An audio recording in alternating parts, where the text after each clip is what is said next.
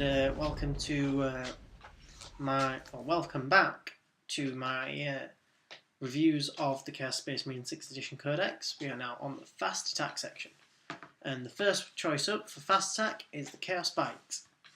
If you remember from 5th Edition, you never ever took Chaos Bikes because there were 33 points a model, and you had to have quite a few of them. Well, you had to have 3 of them, but then they were never viable because it was 100 points for 3 guys with a bracketed toughness, so it wasn't very useful. Now it's 70 points for your first 3 guys. Toughness 5, no brackets. Very good. You start out very nicely. 20 points for a biker after that. Again, we're carrying going with a very nice theme here. War gear. If you check this bit out, it's, again, very nice. You have the close combat weapons of the bolt pistol and bolt gun. You have the Chaos Bike, so you have the twin link bolt guns and relentless. We're carrying on with very good stuff here. You have frag grenades and crack grenades as standard. Again, very good. Your champion is a champion of chaos, but again, everything is. I'd say with this unit, it's more of an escort for your lords. If you look now in the front at the steeds and bikes, your Juggernaut runs as a beast, which is now exactly the same as a bike. So, if you remember in your 5th edition, you got a Juggernaut and you were like, wait a minute, it states it's a steed, but it doesn't state how fast it goes. It just turned out it was a very nice fancy seat that made you be shot a lot more because your head poked up. But now, you can take a unit of bikes with you and go places faster, which is a very nice feasible option. I'd say for this squad, take about 4 or 5, depending on how much you want your lord to get into combat, and if you want them just as an escort or a viable fighting force beside him. I wouldn't say replace your twin-link bolt guns with other weapons. Plasma guns, that'll make you 35 points each as standard without marks, and you've got a very nice likelihood that you could blow yourself up. Metal guns, if you're going to take one, just take 1. Don't go with 2. You don't see that many tanks around anymore, and you all have crack grenades. And if you're with the Lord, he's either got an Axe of Blind Fury or Black Mace, which both +2 strengths are the strength 6s, and +d6 attacks. So I'd say stay with your standard weapons, because you like the Daka of 2 bolt gun shots and then charging. 2 twin-linked bolt gun shots each, and then charging into an enemy. For your champion, if you're going to be escorting around a lord, I'd say maybe consider taking a Lightning Claw. I wouldn't say take one willy-nilly all the time, even if they're on their own. No. I'd say do it just in case, well, if you have the points to spare as well, because you want your champion to stick around for a while.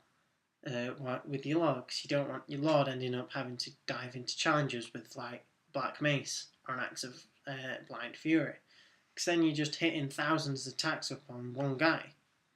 I know Black Mace has a area of effect, but you still have a viable chance of killing more than one guy with the amount of attacks you earn from it.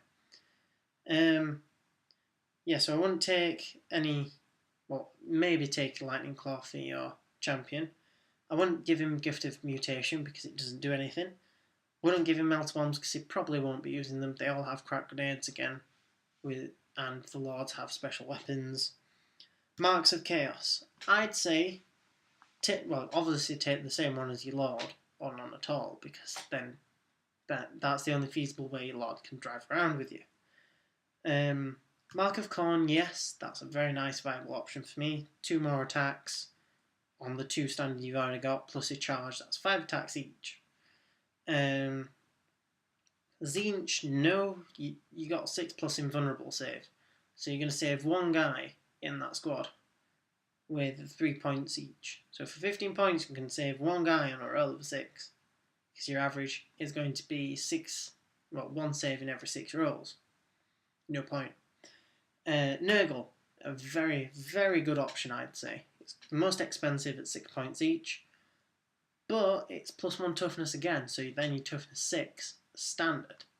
So things like demon princes, plasma guns, plasma cannons, monstrous creatures in general, things like that have now got a challenge at getting rid of you, because now they wound you on 3s and 4s instead of just 2s all the time. Mark of Slaanesh is a maybe for me, because they are toughness 5 and they are move 12, shoot and attack with 2 attacks standard +1 for charge. Slaanesh can be seen as a nice one, whereas having another 1-up on your opponent of higher initiative, so you go first. Veterans of the Long War rule. But I only take this if you're not going with the Lords.